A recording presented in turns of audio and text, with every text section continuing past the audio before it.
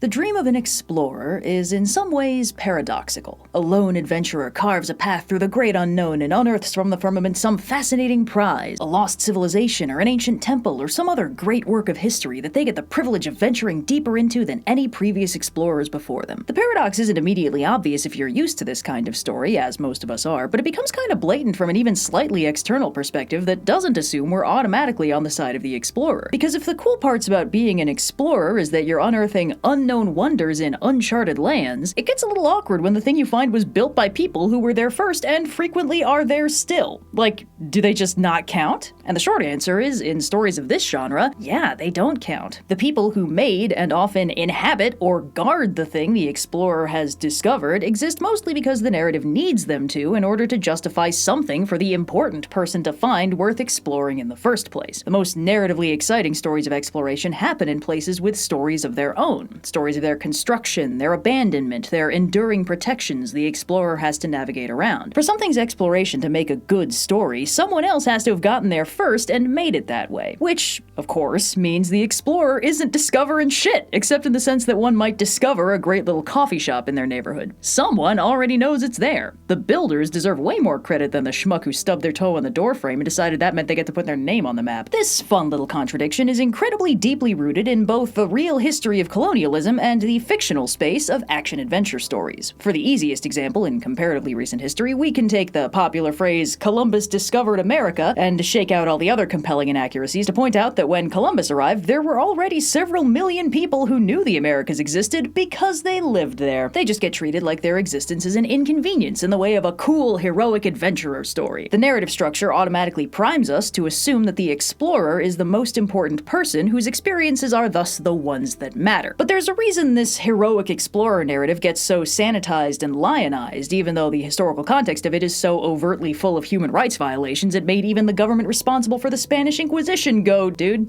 That's fucked up. It's because the story of an explorer venturing out into the great unknown and finding something with a story is a lot more interesting than them venturing out into the great unknown and finding more great unknown. The story is more interesting if the explorer is rewarded with a puzzle or a mystery or both. But that means, for the purposes of narrative smoothness, the people who actually did the puzzle building get glossed over or villainized or otherwise discounted because if the story treats them like people, the explorer's adventure stops being exceptional. They're just a trespasser who thinks it's very impressive that they managed to trip and fall into somebody's house. We love Indiana Jones around these parts, but it doesn't take a major in ethical archaeology to notice that his literal opening scene is him stealing a sacred artifact from a living culture desperate to stop him so he can put it in a museum thousands of miles away from the people it belongs to. It's a great scene introducing a great character, but by the tropes, it's also a bit of a relic that belongs in a museum. But for all the smack I talk, I love a good explorer. Stories where lone heroes set out on perilous journeys to unfog the map are super fun, and whether they find ancient ruins, living cultures, or nightmarish death traps full of eldritch horrors, it's the discovery that makes it so interesting to me. My favorite way to play any open world video game is to pick a direction and go, and just let the winds of adventure take me where they will, which is tremendously rewarding in games like Skyrim and Breath of the Wild that are intentionally crafted by game designers to populate the world with a wide variety of things to explore, but is very unrewarding in games like Minecraft, where you can explore forever and all you'll find is randomly generated temples and villages dotted over 1,000,000 miles of empty biome. There's no story to explore there because it hasn't been given one. Plenty of writers have wanted to write explorer stories without having to deal with the people who made the thing their hero is exploring. And while some writers will accomplish this by just straight up ignoring them and treating them as faceless obstacles for the only real person in the story to indiscriminately mow down, the sci-fi writers of the 20th century developed some other strategies for giving the explorers something nice and morally uncomplicated to sink their teeth into. After all, if you just want to focus on exploring a thing, you don't need to worry about the personhood of the thing makers if they don't show up in the story. If they're all long dead and the thing they made is deserted, almost all of the dubious implications go away. And even if they're not all dead, as long as they aren't around in the thing when the explorers arrive, the effect is the same. Typically, the only way for this to happen on Earth is for the thing makers to have left the thing en masse long before the story begins. But science fiction presents an alternative methodology. archaeology. The makers don't have to leave if the thing can leave on its own. With the mobility available in outer space, exploration-worthy things can just sail out of the black, sent on their long voyages by civilizations distant in both space and time, entering the story as giant, enticing space plot hooks for our explorers to venture into and unravel the mysteries of. Freed of the bulk of moral complications and historical context that clogs up almost all other adventure archaeology narratives, our intrepid space adventurers are free to explore the enticingly mysterious